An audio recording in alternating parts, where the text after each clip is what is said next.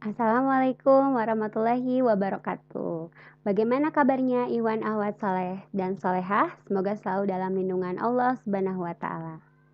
Sebelum belajar, mari kita buka dengan baca basmalah dan doa akan belajar. Bismillahirrahmanirrahim. Robbi zidni ilman warzuqni fahman. Baik, untuk pertemuan kali ini kita akan membahas tentang sejarah perjuangan Nabi Muhammad SAW pada periode Madinah. Selamat menyimak. Materi yang akan kita bahas pada hari ini terdiri dari 4 bagian. Yang pertama adalah sebab-sebab Rasul Shallallahu Alaihi Wasallam hijrah.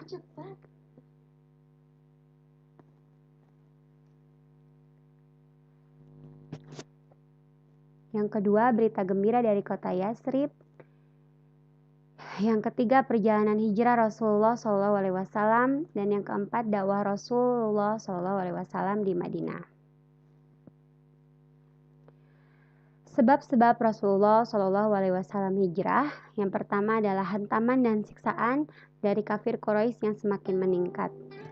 Bertahun-tahun Rasul berdakwah, hanya sedikit yang menerima ajaran Islam. Kemudian adanya tahun duka cita atau Ummul al-Huzni yang ditandai dengan wafatnya istri Rasul Siti Khadijah dan pamannya Abu Thalib yang menjadi pelindung Rasul dalam dakwah di Mekah. Kemudian pada tanggal 27 Rajab tahun 621 Masehi terjadi peristiwa Isra Mi'raj yang merupakan tanda kekuasaan Allah Subhanahu wa taala dan penghibur bagi Rasul yang sedang sedih. Saat itu Rasul menerima perintah salat 5 waktu. Namun kabar ini tidak dipercayai oleh kafir Quraisy. Usaha pembunuhan pada Rasul dan pengikutnya justru semakin terus dilakukan. Maka Allah Subhanahu wa taala memerintahkan untuk hijrah ke Madinah. Datanglah kabar berita gembira dari kota Yasrib atau Madinah, yaitu pada tahun 620 Masehi, Nabi Muhammad SAW bertemu 6 orang Yasrib dari kabilah Khazraj yang berziarah ke Mekah. Mereka pun masuk Islam setelah mendengar dakwah Rasul. Disusul tahun 621 Masehi, seorang muslim Yasrib beserta 6 orang teman yang lain sebagai utusan dari kabilah Khazraj dan Aus mendatangi Nabi Muhammad SAW. Keenam utusan ini masuk Islam dan melakukan perjanjian di tempat yang bernama Aqobah, sehingga perjanjian ini dinamakan Baiat Aqobah 1, yang isinya: 1. Kami tidak akan mempersekutukan Allah Subhanahu wa taala dengan sesuatu yang lain. 2. Kami tidak akan mencuri, berzina, dan membunuh anak-anak. Kemudian yang ketiga, kami tidak akan saling memfitnah dan kami tidak akan mendurhakai Nabi Muhammad SAW. 1 tahun kemudian, pada tahun 622 Masehi, orang-orang Yasrib datang untuk perjanjian Aqobah 2 dan mengundang Nabi Muhammad SAW untuk berhijrah ke Yasrib atau Madinah. Baiat Aqobah 2 ini diikuti oleh 75 orang Yasrib dan Nabi Muhammad didampingi oleh pamannya Hamzah. Isi perjanjian masih sama dengan yang sebelumnya, namun kali ini jumlah peserta yang memeluk agama Islam semakin banyak. Maka dalam 2 kali perjanjian inilah Nabi mendapatkan kesan dan keyakinan bahwa Islam telah siap berkembang pesat di Yasrib atau Madinah. Maka Nabi Muhammad SAW memerintahkan para pengikutnya untuk hijrah ke Yasrib dengan sembunyi-sembunyi. Sementara Nabi Muhammad SAW bertahan di Mekah bersama Abu Bakar dan Ali bin Abi Thalib. Ternyata rencana hijrah Nabi ini didengar oleh kafir Quraisy. Maka kafir Quraisy pun tidak tinggal diam dan merencanakan pembunuhan terhadap Nabi Muhammad karena khawatir Islam akan berkembang di Yasrib. Mereka menyuruh para pemuda untuk mengepung rumah Nabi karena khawatir Nabi akan lari. Namun atas izin Allah, Nabi pun berhasil keluar dari rumahnya dengan selamat.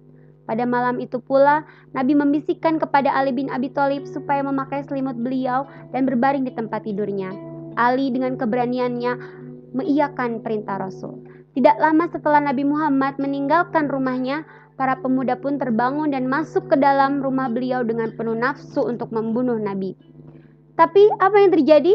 Mereka hanya mendapatkan kekecewaan karena yang didapatkannya di pembaringan Rasul adalah seorang remaja bernama Ali bin Abi Thalib.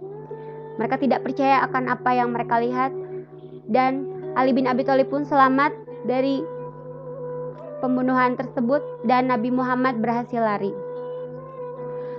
Nabi Muhammad pergi menuju rumah Abu Bakar dan mengajaknya hijrah. Nabi dan Abu Bakar kemudian keluar dari jendela pintu belakang dan terus bertolak ke arah selatan menuju Gua Thur. Dalam perjalanannya, Nabi dan Abu Bakar sempat bersembunyi di Gua Thur selama 3 hari 3 malam.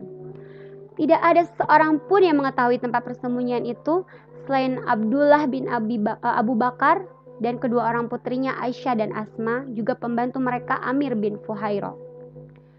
Tugas Abdullah anak Abu Bakar adalah mencari informasi tentang rencana kafir Quraisy terhadap Nabi. Pada malam hari, ia menyampaikan informasi tersebut kepada Nabi Muhammad beserta ayahnya. Sudah 3 hari, Nabi dan Abu Bakar berada di Gua Thur. Mereka berdua sudah mengetahui bahwa situasi sudah tenang. Maka, Nabi dan Abu Bakar berangkat dan melanjutkan perjalanan dengan perbekalan yang diberikan oleh putrinya Asma binti Abu Bakar. Asma mendapat julukan Zatin Tokoin, pemilik 2 ikat pinggang. Mengapa? Karena Asma binti Abu Bakar mengambil ikat pinggangnya dalam keadaan hamil yang besar, lalu memotongnya menjadi 2. Satu digunakannya untuk bungkus makanan bekal Rasul, dan yang lainnya digunakan untuk membungkus kirbahnya atau tempat minum. Kemudian pada waktu malam, ketika Rasul dan Abu Bakar As-Siddiq keluar menuju gua, Asma memberikannya kepada Nabi dan Abu Bakar sebagai perbekalan. Kemudian Nabi meminta Abdullah bin Uraikat dari Banu Du'il diminta sebagai penunjuk jalan. Keduanya pun membawa Nabi Muhammad SAW dan Abu Bakar dengan hati-hati ke arah selatan, kemudian menuju Tihama di dekat pantai Laut Merah. Orang Quraisy mengadakan sayembara di sisi lain ya. Sementara Nabi Muhammad sedang mengadakan perjalanan, orang Quraisy mengadakan sayembara siapa saja yang dapat membawa Nabi Muhammad dalam keadaan hidup ataupun mati, maka hadiah besar dan jabatan tinggi menantinya. Hal ini tentu saja sahabat menarik hati masyarakat pada waktu itu, termasuk seseorang bernama Suraqah bin Malik yang sudah mengetahui perjalanan Nabi Muhammad SAW dan Abu Bakar. Namun apa yang terjadi? Setiap kali Suraqah bin Malik mendekati rombongan Nabi Muhammad SAW, kudanya selalu tersungkur. Hal ini tidak terjadi hanya 1 kali, namun berulang sampai 4 kali. Suraqah yang percaya kepada dewa berpikir bahwa itu adalah pertanda buruk, sehingga dia mengurungkan niatnya dan kembali ke kota Mekah. Maka selamatlah Nabi Muhammad dan Abu Bakar. Selama 7 hari Rasul, Abu Bakar dan Abdullah terus berjalan, hanya beristirahat di bawah panas membara musim kemarau, dan berjalan lagi sepanjang malam mengarungi lautan padang pasir. Dengan keyakinan akan pertolongan Allah Subhanahu wa Ta'ala, maka rasa aman selalu ada di dalam hati mereka. Di tengah perjalanan menuju Madinah, Rasulullah SAW singgah di sebuah daerah bernama Quba, sebuah desa yang terletak 2 mil di selatan Madinah. Kemudian di sana Nabi membangun sebuah masjid yang dinamakan Masjid Quba. Masjid ini menjadi masjid pertama dalam sejarah Islam. Dan beliau singgah di sana selama 4 hari untuk selanjutnya meneruskan perjalanan ke Madinah. Maka pada suatu hari Jumat pagi, beliau berangkat dari Quba. Kemudian tiba di perkampungan Bani Salim bin Auf tepat pada waktu sholat Jumat. Salatlah beliau di sana, dan inilah sholat Jumat pertama dalam Islam, dan khutbahnya pun menjadi khutbah yang pertama. Nabi Muhammad dan Abu Bakar tiba di Madinah pada tanggal 12 Rabiul Awal. Kedatangan beliau telah dinanti-nanti oleh masyarakat Madinah. Pada hari kedatangannya itu, Nabi Muhammad SAW dan Abu Bakar disambut oleh masyarakat Madinah yang sudah menunggu di jalan yang akan dilalui oleh Nabi Muhammad. Ada yang menunggu di atas pohon kurma, lengkap dengan teropongnya. Ada yang menunggu di bawah dengan regu genderangnya. Mereka mengeluh-elukan Nabi Muhammad SAW, dan genderang pun gemuruh diselingi nyanyian yang sengaja diubah untuk keperluan penyambutan tersebut. Jika kalian menonton videonya Arisalah ya, video sejarah Rasul, maka akan terdengar nyanyian Tola'al badru alaina. Seperti itu ya. Arti nyanyian ini adalah bulan purnama telah muncul di tengah-tengah kita dari celah-celah bebukitan. Wajiblah kita bersyukur atas ajakannya kepada Allah Subhanahu wa taala. Wahai orang yang dibangkitkan untuk kami, kau datang membawa sesuatu yang wajib ditaati. Itulah syair penyambutan Nabi Muhammad SAW di Madinah. Dengan mendengarkan syair ini, muncullah kerinduan kita ya terhadap kehadiran Nabi Muhammad SAW. Allahumma sholli ala Muhammad wa ala ali Muhammad. Kemudian setelah Rasul sampai di Madinah, dakwah Rasul pun berlanjut. Ada 3 program kerja utama yang menjadi agenda dari Rasul. Yang pertama adalah membangun masjid. Seluruh umat Islam, muhajirin maupun ansor ikut ambil bagian sehingga berdiri sebuah masjid berdinding bata, berkayu batang kurma, dan beratap daun kurma. Masjid sebagai pusat seluruh kegiatan Nabi di Madinah. Fungsi masjid saat itu adalah tempat mempersatukan umat, tempat bermusyawarah tentang perkembangan Islam, mengkaji ilmu agama, juga sebagai pusat pemerintahan setelah Rasul terpilih menjadi pemimpin di Madinah. Lalu bagaimana, Iwan Awad Soleh Soleha? Apakah di masjid di sekitar kalian sudah seperti fungsi yang dibuat ketika Rasul membangun masjid di Madinah? Ataukah masih sebagai tempat sholat belaka?